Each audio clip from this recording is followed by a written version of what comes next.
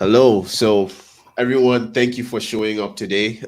It's Epic Tales in the building, and today I am blessed with the honor of being with P.L Stuart, writer of A Drowned Kingdom, a book that I very much enjoy, a book that inspires me, a book that really, explores a lot of topics that, touch me very deeply. And with its characterization, its world building, and how things are set up. It's just pure storytelling. And I'm so honored to just be with PL Stewart today to be able to talk about this. And even before the stream, I was telling him that this is long overdue because I've been reading the Drown Kingdom for a long time.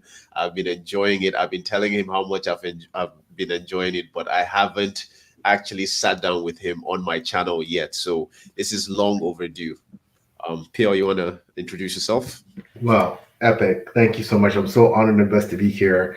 Obviously, I'm a huge fan of your channel. Your creativity, man, the things you do, I've always said, what you do with the graphics and just I think it's like a show, right? Like the display that you put on, man. It's like, I'm a big football guy. And hey, man, I love my CFL, right? But you're on that NFL level, you know what I mean, in terms of the spectacle and like it's just amazing. And of course, the content is fantastic, and the content is really intellectual, really really cerebral, and I always admire that about what you put out as well, right? It's not just flash, right? There's a lot of substance there. So yeah, thanks so much for the kind words about the Drowned Kingdom. As you know, I mean, you've read what's out in the series so far, so a Drowned Kingdom's kind of the beginning, and it takes you down a road that perhaps is unexpected, but it's setting up a lot of things that will come in the future. Yes. So, So first of all, thank you for hyping up my channel. Like I'm working on it and we've come a long way. And yes, like you definitely set up so much. You set up so much in the Drowned Kingdom. And it's very interesting for me when I'm reading it as a reader and as a writer. Like I'm almost reading it in two different directions and I'm enjoying it in both directions. Like what inspired you to create a Drowned Kingdom, and how do you balance like real world influences with fantastical elements? well, Drowned Kingdom, it came out of the inspiration came out of several avenues. The first one was I love Plato's Tale of Atlantis. It's one of those mythical, supposedly mythical, creations that has always fascinated me. And I always say that it's this incredible thing that right now there's people out there looking, actively searching for Atlantis, scientists, explorers, even though supposedly it never existed. And obviously it's a tale that's timeless. It stood the test of time. And many people believe that Atlantis actually existed, although most scholars agree that it probably didn't. So, that in itself, writing something that had that epic feel in terms of the scale, I tried to stay somewhat true in terms of the main themes and ideas behind that tale. And I want to incorporate those in a fantasy book. But I think the other thing is that I want to write. I want to do something what I thought was unique. Listen, everything's been done before. Everything's derivative of something else. But I want to write a tale about a flawed, prejudiced, bigoted character from the viewpoint of that character, and have the reader see the world through his eyes and how he became the way he is, and to the reader kind of ask the question, with someone like this, based on their upbringing and the privilege from which they come and all the ideals and influences that they have, can they change? Could they change, to a huge degree? Would it be incremental? What level of change could they undergo? Are they worth saving if they're someone who has some redemptive qualities? Should they be saved? Will you care if they're saved or not? And to have you in the head of someone like that, I thought it would be a different take, because the themes that are explored in my book are themes that are really dear and near to my heart. Racism, sexism, homophobia, colonialism, things that ills that societal ills that we've battled for a long time. And I want you to see from the eyes of someone who held these very problematic views, why perhaps they think like that, and what could be done, not just to change them, but if there was someone who influenced society as society at large, what could be done to change a society. So those are mostly why I want to write. And of course, I guess finally I want to write an epic fantasy, a la A Song of Ice Fire, George R. R. Martin, Game of Thrones, Warlord Chronicles, Bernard Cornwell, January, Song of Ice Fire, First Law, Joab Cornwell. I wanted to write something epic, something that was big in scale, big in scope, lots of plot threads, lots of things to tie together where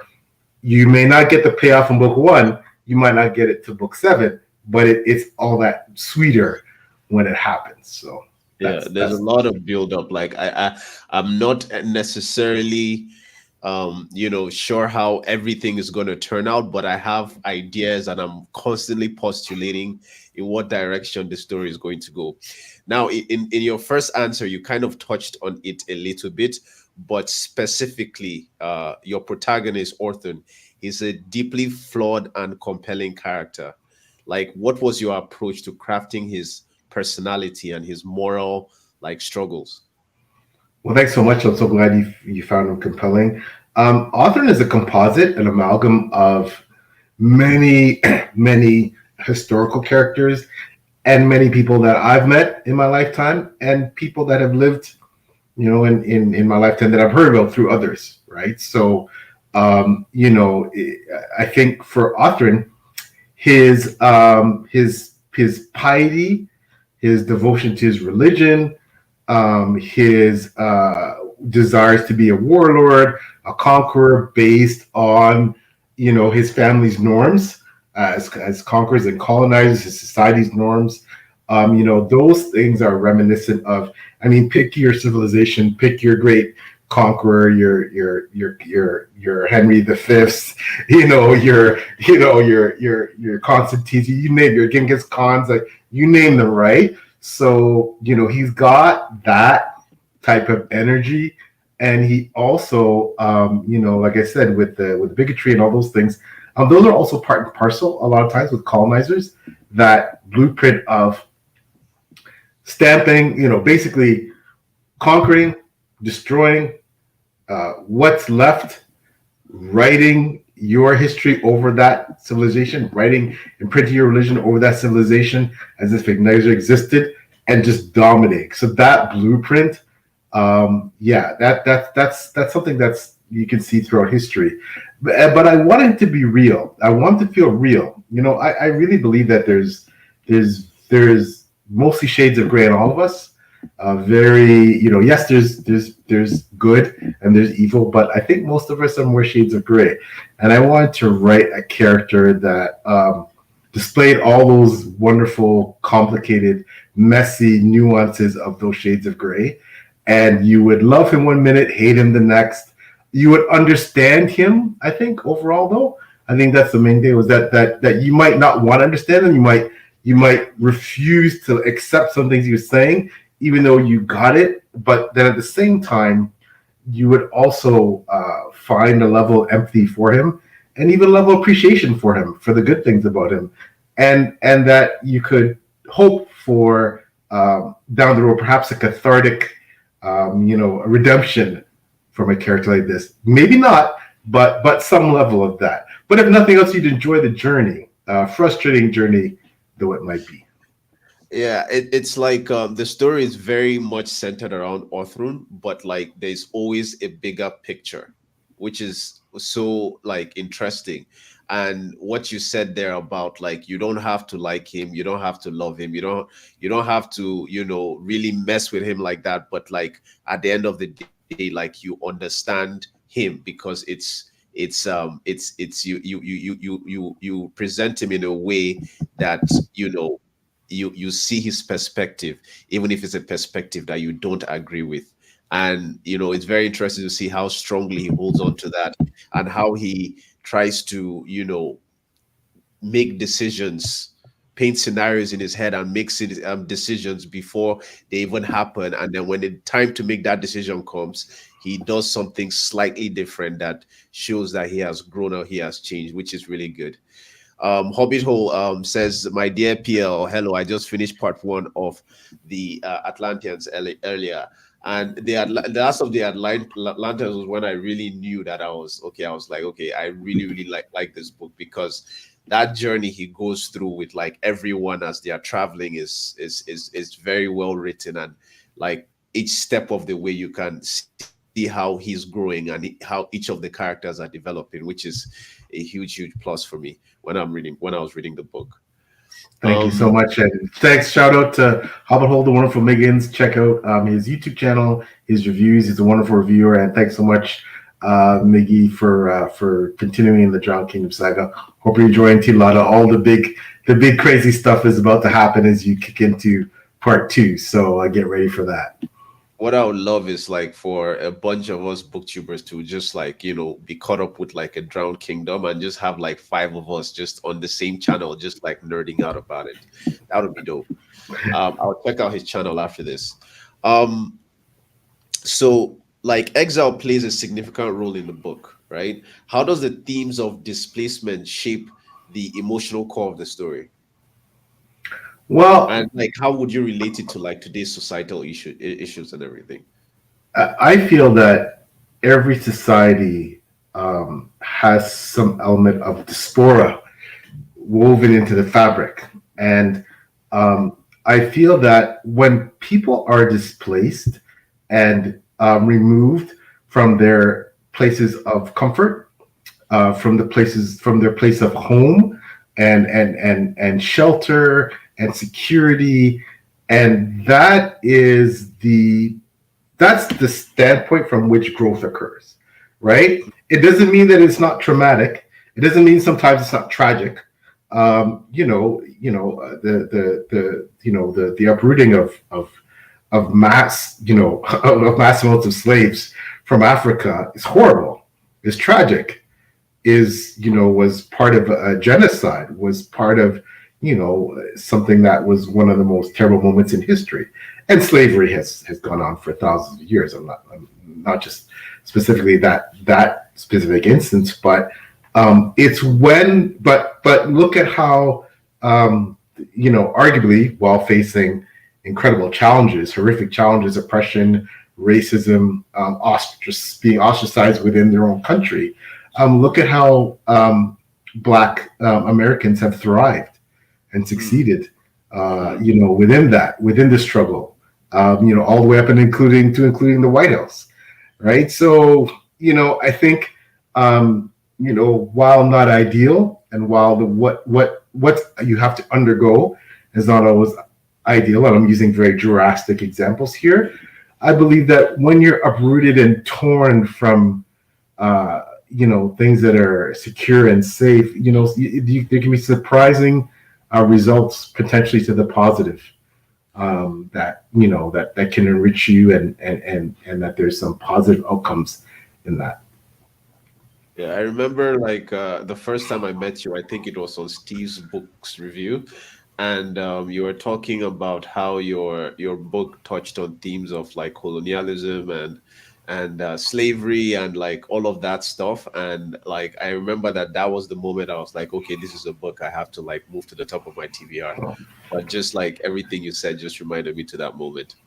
So when I read The Drowned Kingdom, I always feel a sense of control and command of the story. I feel like your intention, like in how my emotions fluctuate throughout the book. I like if I'm feeling a certain way, I'm like, okay, this is exactly how PL wants me to feel when I'm reading this scene.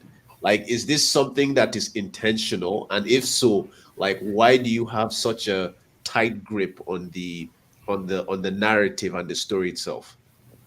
Well, that's an excellent question. Well, as you know, the story is told from the viewpoint of an unreliable narrator. Author is the definition, the epitome of an unreliable narrator. He sees the world through his lens and doesn't particularly want to see it through the lens of anyone else. The the reason why the story is structured the way it is that I wanted the reader to experience their perception of authoring almost in certain parts, and beyond the three-part structure of the book, many more parts. So in other words, when the prologue starts out, I'm going to try and do this without spoilers here. You see Authren as, I think, immediately potentially a hero, and you feel sorry for him. Something bad has happened. He seems, heartbroken, and he's doing all this reflection, and he's pondering all these things.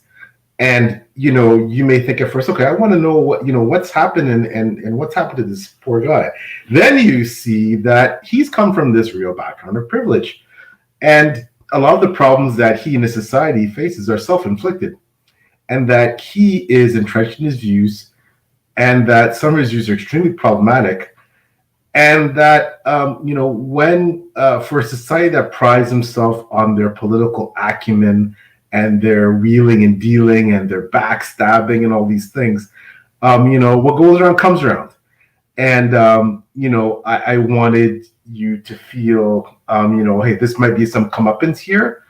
And I also wanted you to feel that within this flawed character, he also has some real dysfunctional family dynamics, and within the ills of society, you can also see the physical beauty, because I try to paint that in the book. So so while I try to give you the ills of colonialism, I also try to give you some of the positives in the society, and how it relates to Authren and his position in that society. And I also want you to feel that Authren is someone who he has an innate sense of honor and duty, and that sense of honor and duty is constantly in conflict with his own desires and what he wants. And in that, as he encounters different people, they challenge in their own unique ways his sense of honor and duty, and that competition versus his own desires. And you always are looking to see, what way will he go? Will he zig? You hit it in the head. Will he take the straight path? Will he zig or zag? Oftentimes he does things that are unexpected to the positive. Sometimes he does things that are expected to the negative. But I think that's very, again, realistic.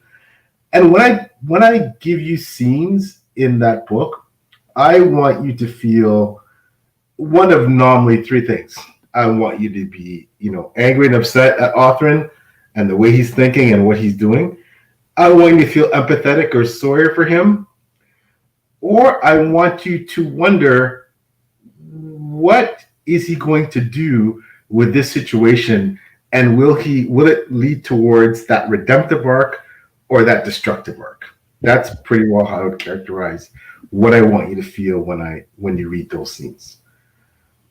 And you did a great job in portraying that for us, because that is the experience of reading A Drowned Kingdom. And again, you keep touching on my next question. So it's like, how do you approach world building, like particularly creating a sense of history and politics in The Drowned Kingdom?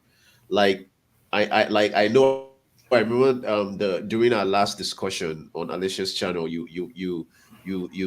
asked you if Ndala's story was inspired by Cleopatra, and you were like, yes. And I was very proud of myself, because I kind of got that sense. So it's like, how do you create that sense of politics and history and lore in context to world building? Well, that's an excellent question. Of course, I think most people who know me know that I'm a notorious plotter. So I lay everything out. The titles of all the books in my series, the cover designs are in mind. Obviously, like many writers who build the expensive roads, I have copious notes, family trees, maps, lineages, histories of entire nations. It's all planned out. And, I think part of what makes any good fantasy, the epic fantasy that I've ever read, is that feeling of authenticity. And a lot of that feeling of authenticity is often inspired by real world people, places, events. So, for example, A Song of Ice and Fire, George R. R. Martin is quite clear in telling you that while Tolkien inspired him for one thing, he based the conflict on the War of the Roses, the English Civil War, right? So I tend to take things from real history and incorporate them into my world, and obviously with my own hopefully creative flair. And yeah, I feel that I have the foundation of my world plotted out. I have the history and backstory of all the countries plotted out, from the flags of their nations to their leaders. It's all the minutiae is all planned out. So, but what the unique part is, I think Epic, what I want to do with that is that I want to make sure that you never felt that author knew too much of anything, because that's not how it works. We're not an endless compendium. We're not endless. It's like Wikipedia of all the knowledge of all the histories of all the worlds. He has his portion, and that's on display, but that's it. So you only see what he sees. You only know what he knows. You don't have any more than that, because so it's almost like building outward from the character in terms of the world. If it was a third person perspective, another perspective, you could see perhaps more of the treetop stuff, but you don't see that. You just see authoring, what he knows about his version of world history, what he knows about his version of his family's lineage, what he knows about his version of other races and places in the world, and that's it. So again, that very unreliable narrative perspective in terms of the world building as well. Although I have all the answers in the background, of course, I'm the author, but what you get is only what authoring gives you. Yes, and there's also this theme of like the histories, the winners write the histories, right? And even in the book, it's a challenge that authoring is kind of like tinkering with history as well. So it's very interesting because there are several layers to it. So when you're reading the book and it says this is what happened, there's always like, is that actually what really happened? Which is why I know I don't. You mentioned it to me that when you're done with this one, you're going to go into like some of the events leading up to the cataclysm, and like some of the histories and some of the previous kings, which is something I'm very, very interested in. So, yeah, religion plays a major role in the power dynamics in this world. What was your process behind constructing the religious tensions in the narrative? Well, that's another excellent question. So the religions in my book, and I include the faiths that Authorin considers pagan. So we have Authorin, his faith is monotheistic. He worships a single god, and that religion is based on something of an amalgam of Islam, Christianity, some of the major religions, and then you have more what he would consider pagan gods. A lot like in the northern region of Crimea, the new continent he goes to, the Sanavians there. That's the people there. They're kind of analogous to a Norse type Scandinavian society, and they worship Norse type gods inspired by Odin, etc. And then in the south part, the Outlish part, where the mages have domain. They worship 6 elemental goddesses, and they summon the power of essentially the elements like wind and fire and sky, etc. That's what they believe. And then you have on the main continent of Atrim land, what often considers the main continent, which has been partially colonized by his society. You have a hodgepodge of religions, older ones, and some of the other ones, including the worship of the elemental magic and the Sanavian gods and the 6 elemental goddesses. So, but what I want to do with all those religions is, religion. There's a few things I want to do in my book. I want to establish my take on religion, essentially, and in terms of how religion relates to faith, which I see as two very separate and distinct things. So I see religion as the trappings, the hierarchy, the running of the government of the faith.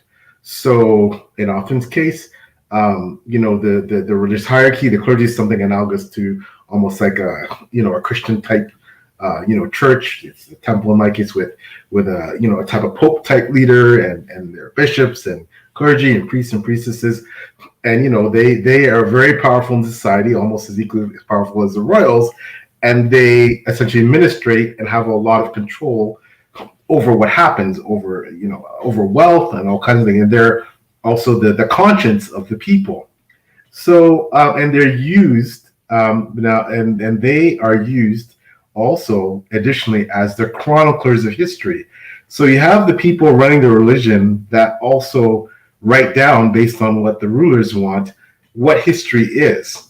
So I want to make that distinction that all of this has nothing to do with faith, has nothing to do with your personal belief in a deity or deities, has nothing to do with your relationship with that deity or deities. This is all the trapping, and that the two can often actually come in conflict, because the hierarchy is open to corruption.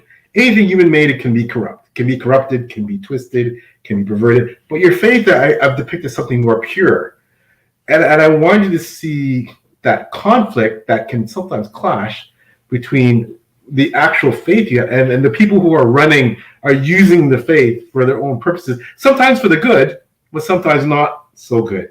So, and I also want to show that religious conflict, the essence of religion for me is that all religions should be respected, all faiths should be respected.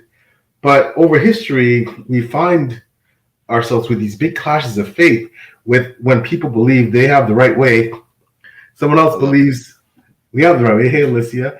And those that has historically caused, of course, calamitous results, right? So I wanted to show a world that was also tarnished by a clash of religion and essentially a clash of culture.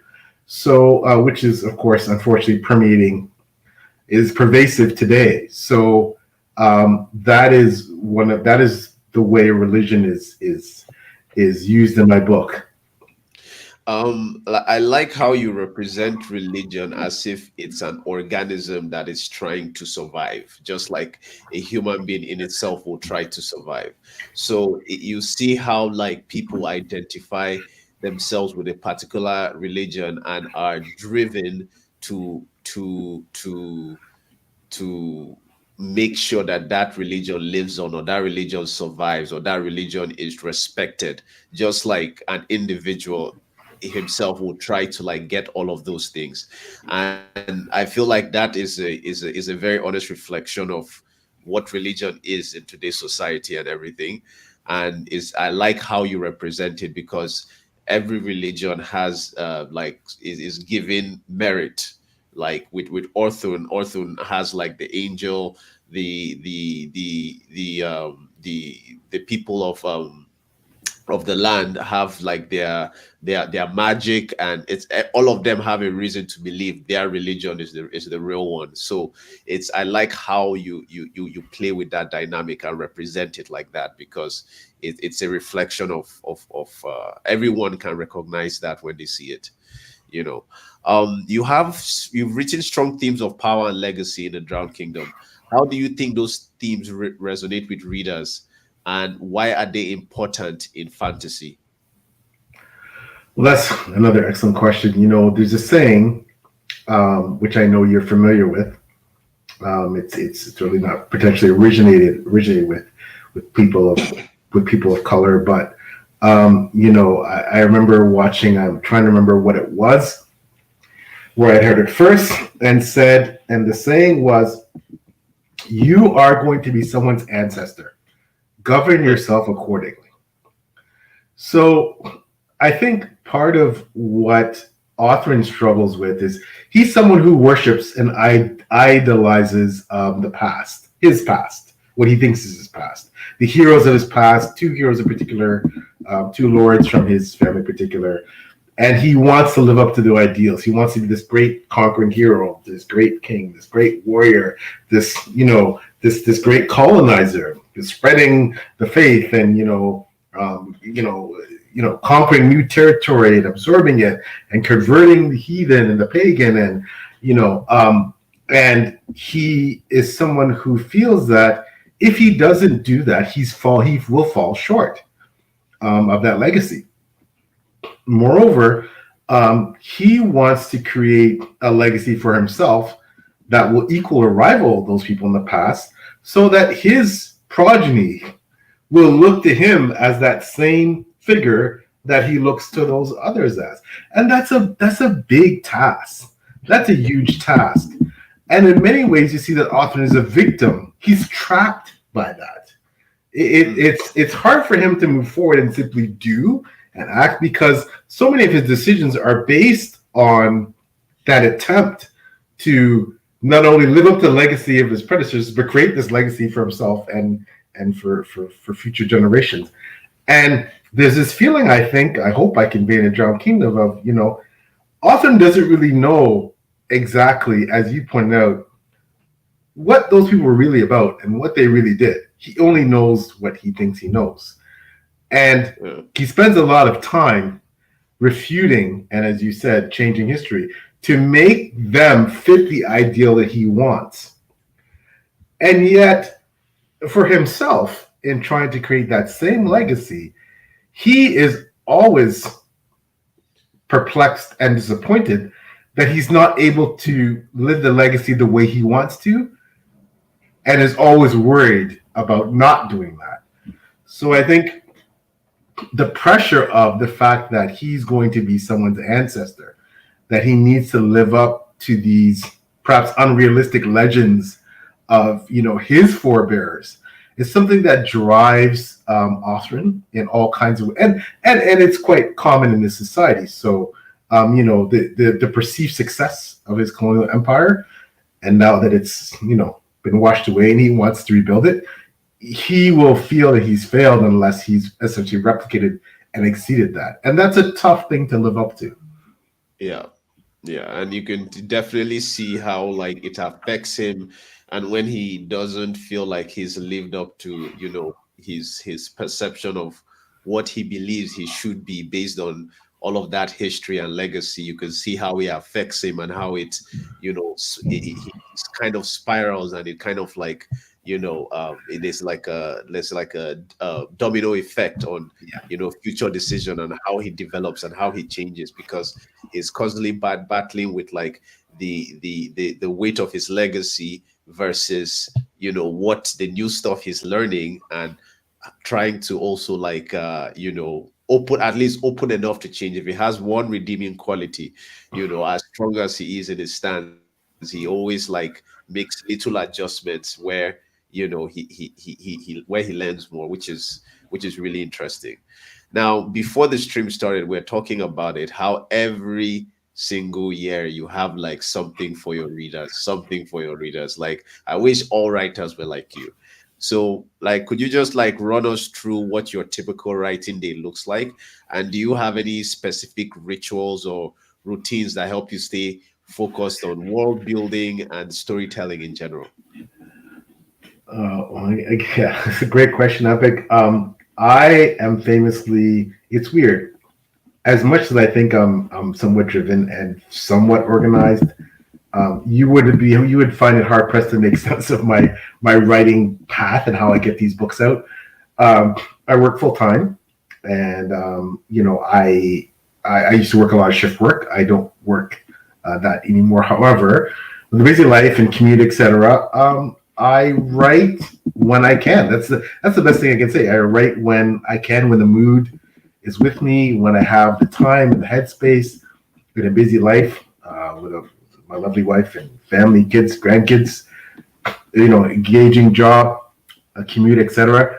And my only thing is, I think I have this little internal clock in my head that says it's time to get this book done if you want to publish a book every year around the same time. And that's a weird thing that it works for me.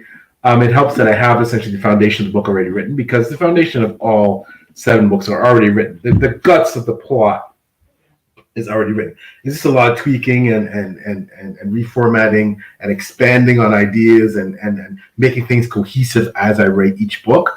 But so it helps that that's already done. So I don't have a word count where I sit down. I was like, yep, I write 2,000 words a day, or 10,000 or 50, or I write a chapter. No, it doesn't work like that for me. I write when I can, when the mood is with me. And sometimes I write voraciously. I'll write like 3 chapters. And then some days or weeks I'll write nothing. So it's very sporadic that way. But at the end of the day, I know I have that goalpost in the back of my head. You got to get this to the editor by this date. And so far I've been able to do that. And then I want the book to come out in spring. So based on that timeline, this is the publication queue in terms of cover design and editing and all the things that go into making a book to get the book out on Amazon for, that time. But yeah, it for someone who prides himself on being somewhat organized, it's a pretty chaotic and somewhat, contradictory in terms of, I'm not regimented with like my writing, right? But at the end of the day, I get it done. So, and that's what's important. And a book a year, I figure if I could publish a book a year while I'm still working full time, that's a decent clip. Yeah. I have 6 to 6.5 years left to work to retire. So, if I keep that pace up, and I have another 6 books out, that's 10 books. I think that's pretty good from when I started, right? So that's amazing. That would be amazing. That would be amazing. It's like if you're able to put out that much work now, like when you're retired, how much more work would you put out? That is exciting. That is really, really exciting.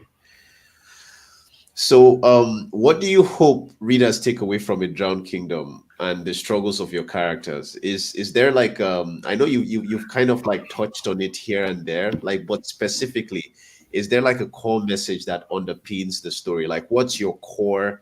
What is the core message? What's the core theme that everything like is built around? Another excellent question. I think the core themes revolve around a few things. Number one, change is hard, and it doesn't always happen. And I think people have to accept that sometimes change will not happen, or that change will be progressive and regressive.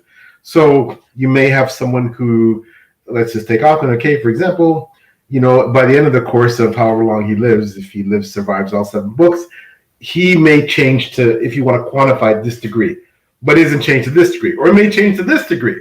But I think people have to realize that human beings don't just climb this steady mountain of incremental change to nirvana and glory, where they've now just reformed this new person. As a work like that, people do this and that. Like, take, if you're trying to quit smoking, it's hard, man. So you're trying to quit smoking.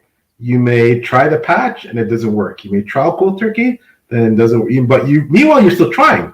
You're still making these efforts and you're making progress, but then it goes backwards and you start smoking it. You try something else. And so, but over the course of a lifetime, if you quit, and who's measuring that? Who's watching that? And who's the person that decides whether or not you've changed, right? Like, I think it's not just linear, and I want to depict that it's not linear, it's not easy. And, the satisfaction in someone changing, it's up to the individual. It's not really for society to judge, right? But that's one of the themes.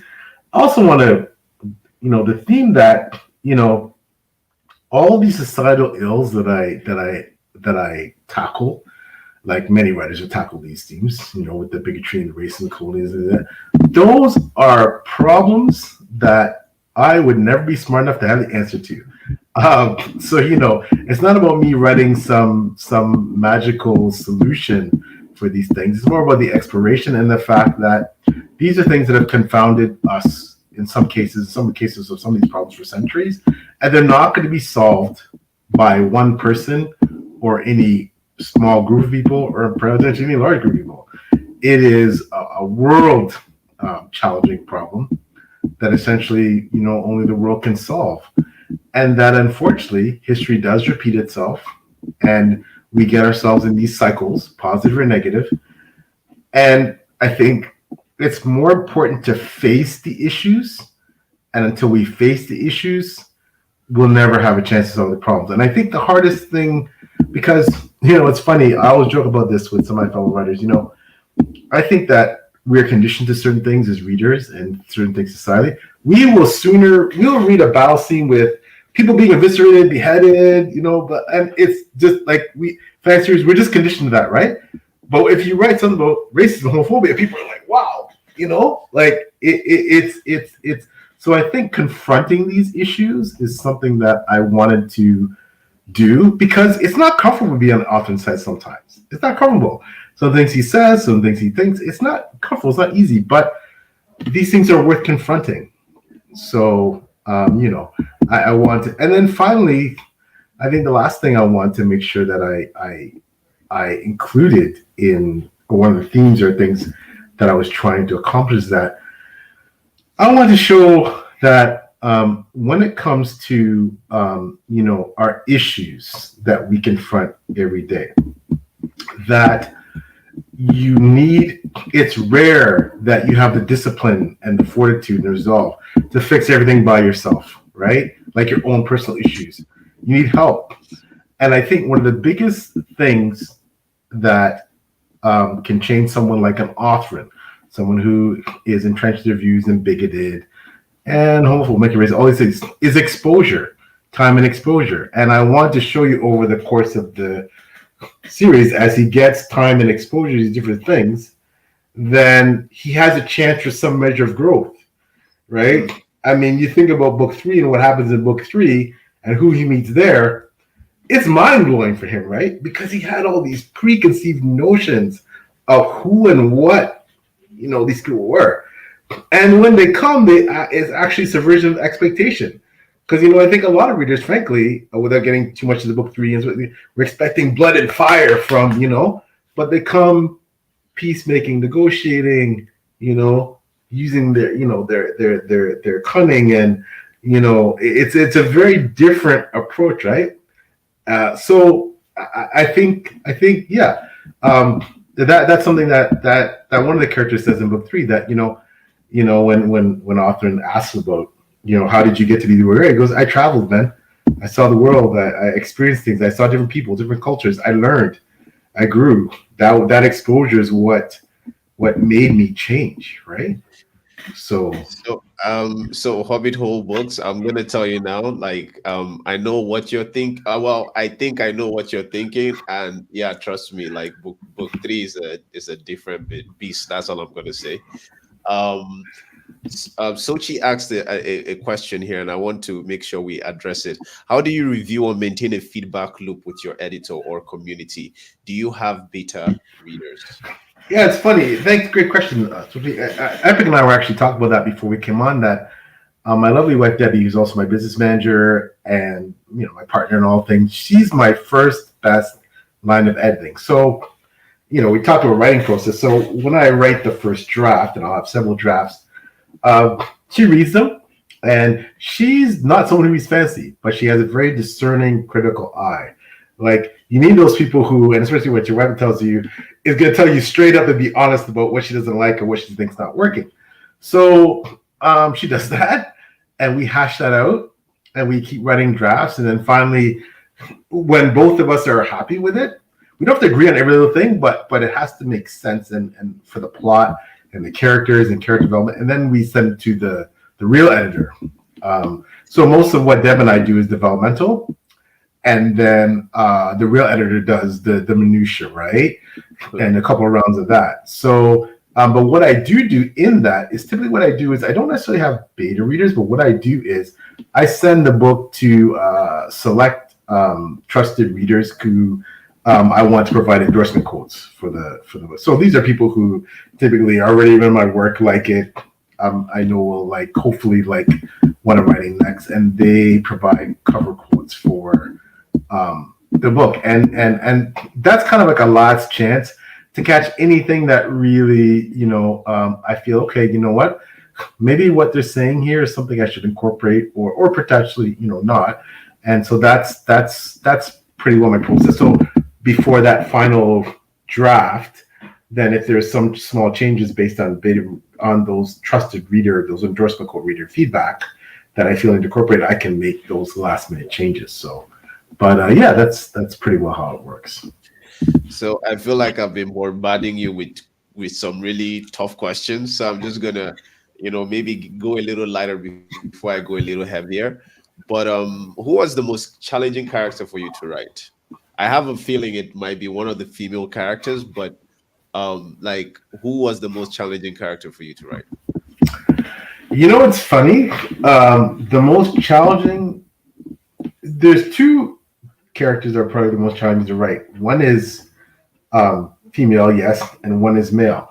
And it's not Othran. Othran is actually an easy character for me to write. The most challenging male character is actually Glathan. Because Glathan is a man who has been there, done that, come to a certain point in his life, but is someone who is always trying to do the right thing. And different from Othran.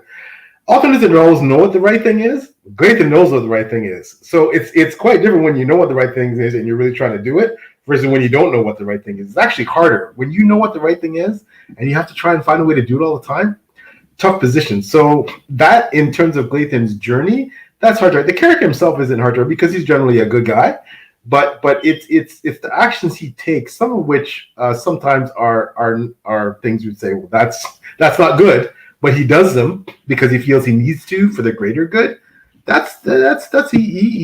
has a tough road there, and he's typically also covering Othran's issues, covering Othran's mistakes, and as you know, that can be a full-time job. So, and I would say the hardest, but the most interesting character, female character to write. Well, it's kind of a tie. I mean, Lysine and Dala are two characters that dear to my heart. Like, Lysine is actually based after my stepdaughter, and Dala is based on an amalgam of my two daughters, and other women in my life who affect me positively. They are, because they are so complex in their thought process, in their schemes, in their they're people who their eye is always on the bigger picture. And especially with Lysine, she can be quite ruthless but quite pragmatic, quite contradictory and complicated. And her agenda is so mired in all these things that you really, really, like, even by book 4, I think the people who read book 4, they'll be like, they're not even quite sure what she's really up to at the end. They're getting some inklings, but they're really not quite sure everything that she's up to. And for someone like Indala, she is someone who, the level of sophistication she brings to approach to ruling requires a certain savvy and intelligence and charisma, and that's she's and to be a peacemaker, right? To be a peacemaker, what I love about both those characters, they're not scared of war, they're not scared of battle, and they're quite good at it. But they choose, in Lysine's case, more manipulation and subterfuge, and in Andala's case, more political acumen. They're two characters that, and especially from the position as women, that adds a whole new layer and dynamic that I find, fascinating to write. Can be difficult because there's so many balls they always have going.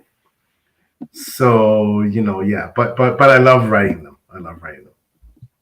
Yeah, they are very fun to read, especially Lysine. Lysine's anytime Lysine comes, I just get this tension. I'm just like, what is she really thinking? Like, what? Like, it's you never know what you're gonna get with her. So she's a character that I really like. Maybe one of my favorite characters in the book. So, yeah.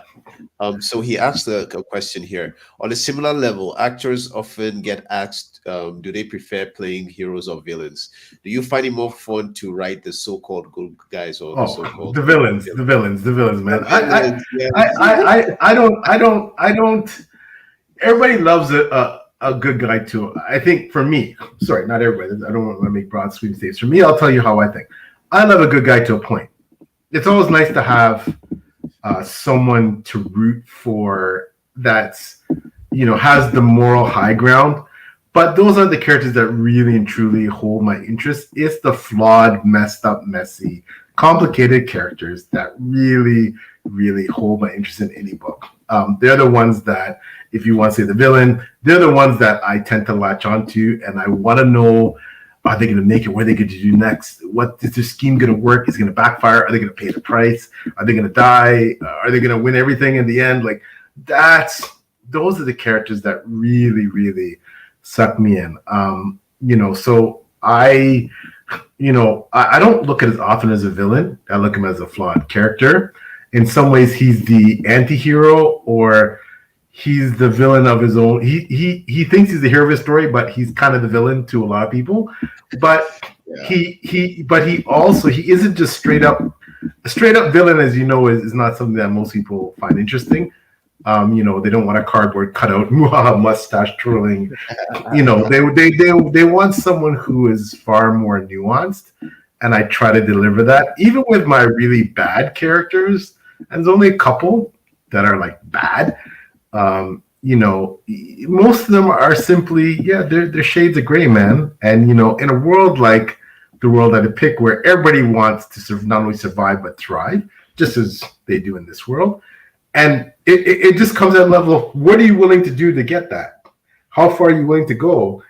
And are you in a position to have the power to actually use it for good or ill? Because some people in these worlds are powerless, right? They're pretty powerless. They're not the big movers and shakers. It's the big movers and shakers. How are they going to use their power? Are they going to use it for good, for ill, for totally selfish reasons, for like? That's what it comes down to. But I love villains, man. Give me my villains.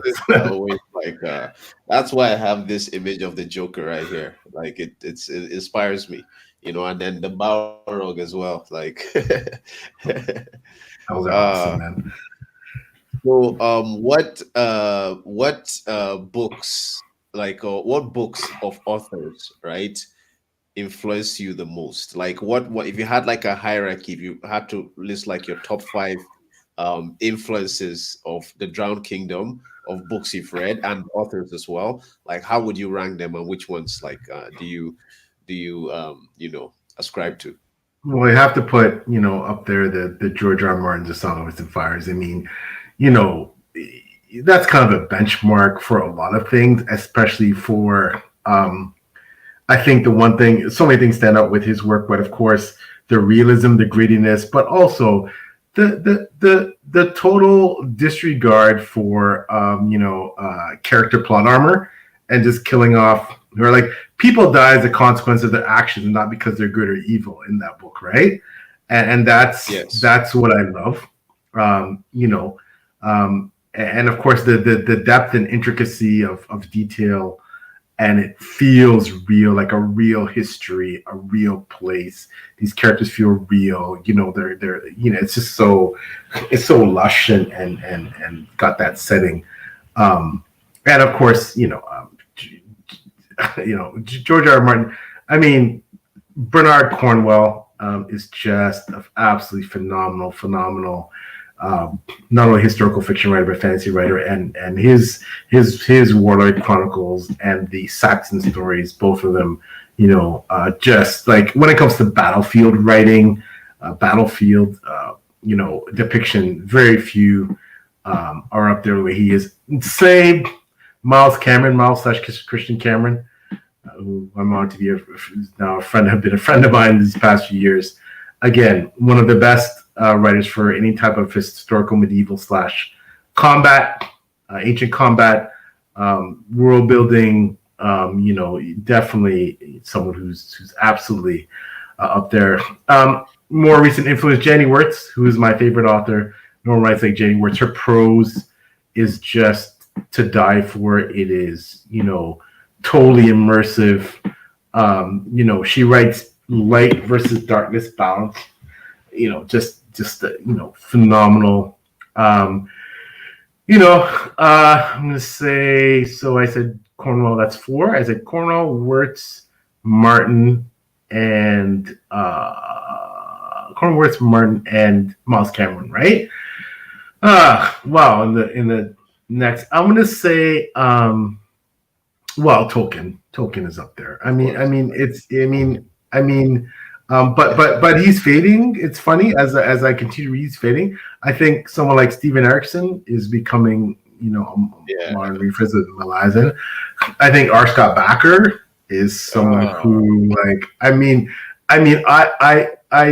it's one of those things where I've already read the first book of the series, but I'm kicking myself. I just don't have the time to get to all of it. But his series, I feel, is going to become one of my top series of all time when I've actually gotten through it, because that first book absolutely blew me away to the point where I was less stupefied, right?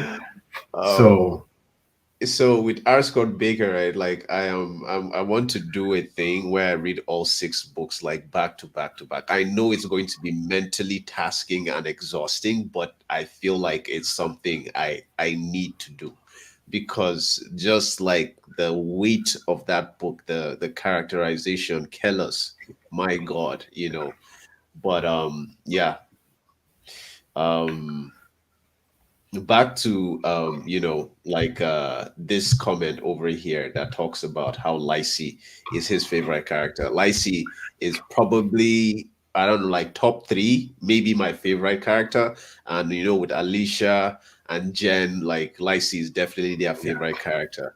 Now in context to that, you know there is a lot of limited rules when it comes to women, when it comes to people writers writing women in fantasy, right? But you've given females in this story like a very vital presence. Like, how did you approach that? And Well, also, like, how do you make them so authentic and like authentic and compelling? oh, well, thank you. I'm glad you found that way. Uh, my daughters describe me as somewhat of a feminist. It's funny. I have two daughters, a stepdaughter who I love very much, and my lovely wife, my mother. And I've been married a few times before, and I have a lot of female friends. And I think what I wanted to do specifically with the Drowned Kingdom, though, I have to address it that I wanted the role and prominence of women and the understanding of women to flow with Authrin's growing exponential understanding and appreciation of women. So there's women don't play very prominent roles in the first book until we get to near the end. And then you see as the books continue, and Authrin's worldview expands, and he meets more women, and he has more interaction with women, and he meets more powerful women politically powerful, that have an impact on him. That you get to understand that the series is really about women. Um, but it had to start off for me where Authrin's place in his head when it came to women at the beginning, right? We see he was very regressive, right? He's very chauvinistic. He has a certain mindset based on his upbringing. But as you see the series expand, you see how important women are. And of course, you see Authrin's valuing of them to a certain degree increases. So, but in terms of writing, hopefully realistic female characters, I think, again, like anything else, just exposure, a lot of the most influential people in my life were men. My lovely mother, lovely mama, she watches this, who's 89. My aunts, my daughters, my wife, stepdaughters, my mother-in-law, sisters-in-law, just female friends, just a lot of exposure. And I think, in terms of gender, like, you can never truly understand, appreciate everything that someone's going through, because you're not them. But I think the more you listen and the more you open yourself to trying to understand and empathize, I think that allows me, hopefully, to write somewhat realistic female characters that are in all their, just like male characters in all their messy, flawed glory, female characters in all their messy, flawed glory, and have them all have issues that are unique to their gender, right? Some that aren't unique to their gender, some that are just universal, whether you're non-binary, male, female, whatever, but things that are unique specifically to to what some people would consider gender issues for women in that ancient context setting, right? where the value system typically puts women on the back foot, in terms of the perceived power, etc. Right? So, Yeah. So I promise I only have a few more questions. Like I oh no, know. I could talk all day, but I know we can't keep you all day. But I love chatting to you, man. It's awesome. Your questions are phenomenal. So it's if you and this is more about like my curiosity, like writing my own book and everything. But what did you take away from the first book that you put into the second book, that you took away from the second book and took into the third book? And like what in each, between each book, like what have you like learned and carried on in terms of like just like the pure storytelling and the writing in and of itself? Another excellent question. I think for most writers, their first book um, is, obviously it's something that if you put on a scale of 1 to 10, your own personal level of satisfaction with the book, when you look back at it later, you'll probably be a 5 to a 6 because you're new and you're learning your craft. And your first book is the product of, in a lot of writers' cases, years of honing, and but you're not really truly honing your craft until you write more books. So I also believe you don't start to get quote unquote good. And not that you didn't write a good book right out of the gate, but you don't get to really, I think, hone your craft to become a good or better writer until you're a couple books in. I mean, I know I'm still learning. I don't think I'm ever going to be still myself a great writer, but I think that the more you write, the more you listen to feedback from. It's a fine process between writing the book you want to write, taking feedback from whether you have beta readers or editors, from your readers when you read reviews, and things that, and incorporating some of those things versus still, staying true to what your vision is. It's a fine dance, and I think it comes down to when when you write your first book, you have to try and take an objective look at the things that people are saying to the negative about your book, and if there's a commonality, if it's a common thing through all your reviews, whether overall positive or negative, I think it's something you have to pay attention to. And the same with positive things, right? And I can talk about the negative things, but I'll say, for example, I never really thought I'd particularly I'd be good. I'm not saying that I'm good at writing battle scenes, and it wasn't really so much of the bigger focus, my world building. I thought or aspired I'd be decent at world building and all that, but I thought battle scenes, okay, I hope to be good at it, but it wasn't. But what came out of my first book is that as few as they were, people really enjoyed the battle scenes and wanted more. So then the second book, I actually decided to expand on some of the battle scenes more than I would have normally put, and that received very favorable results. And then just became a thing, right? So to the point where I think every writer gets known for certain things. So for my readers, it wasn't my work. They all say that they look to me for my battle scenes, for the action sequences, and that's a rich compliment because, like I said, I'll sort of become erased to writing them. But I try to make them as realistic as possible based on my background, medieval history and English through school, and I mean, I'm not a reenactor like my friend Miles Cameron, but like I said, I read a lot.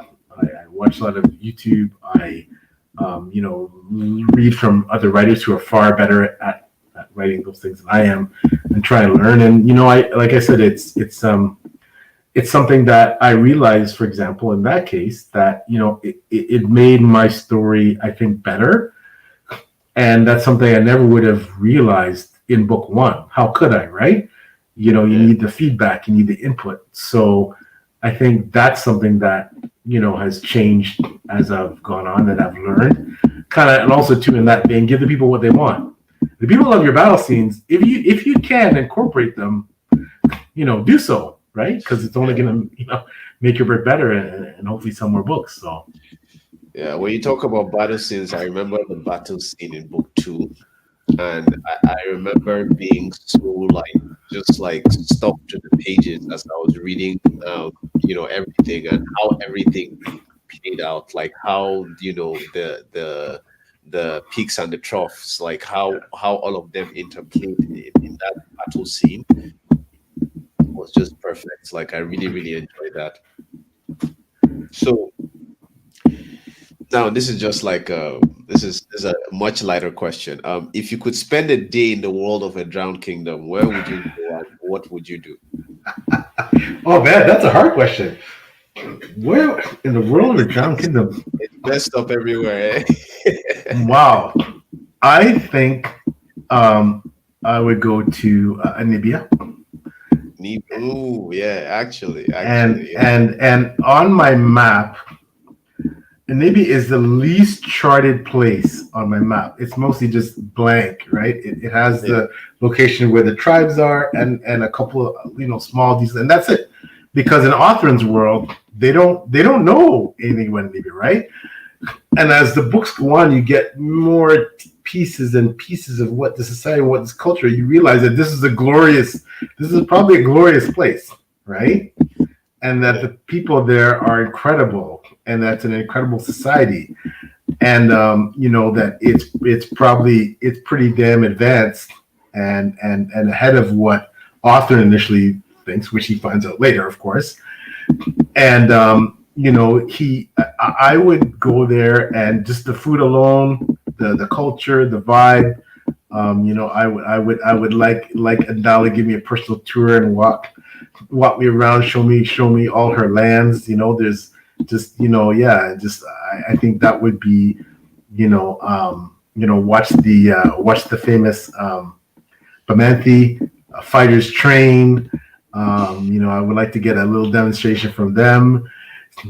I would like to watch, hopefully, a leadership trial that was described in one of the books to see, Yeah. the level of wisdom and martial skills that are needed to succeed to be a queen or a chief or a king. Yeah, I would like to see, I'd like to see Anibia. I'd like to check out Anibia.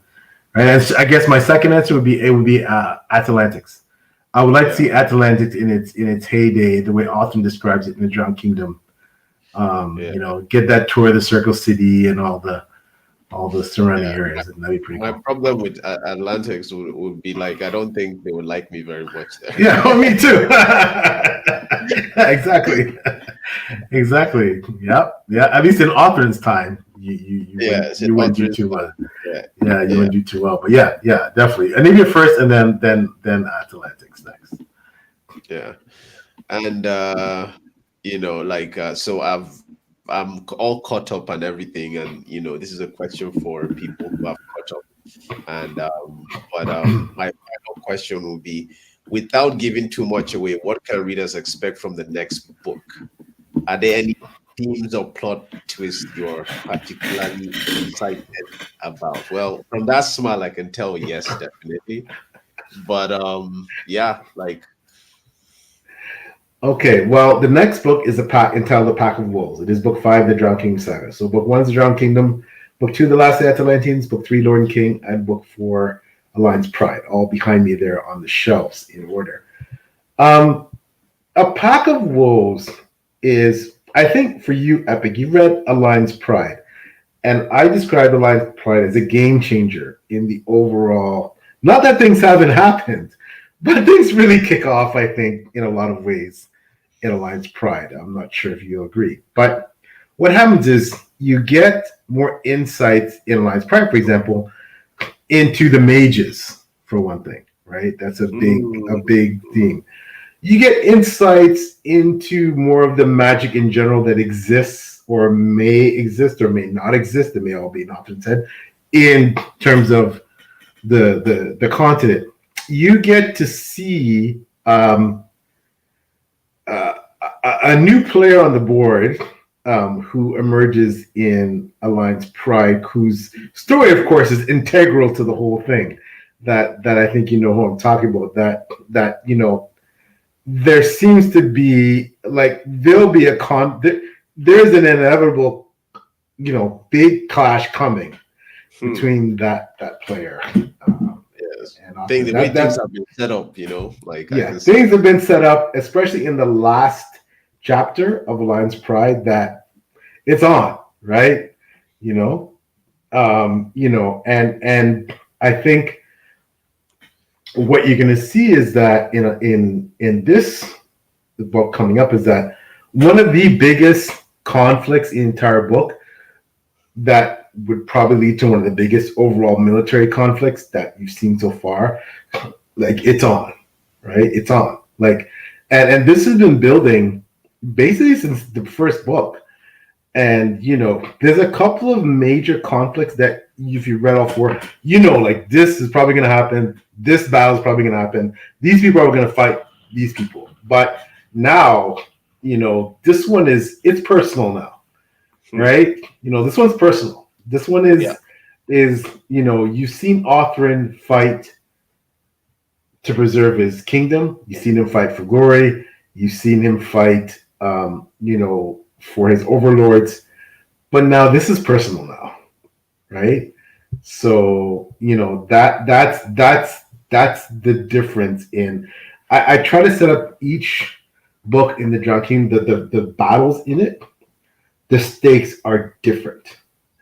So I want you to feel in each battle, the stakes are all different. When Othrin fights, and Othrin's many things, but he's not scared of a fight. When Othrin fights, it's for a reason. And that reason has to mean something.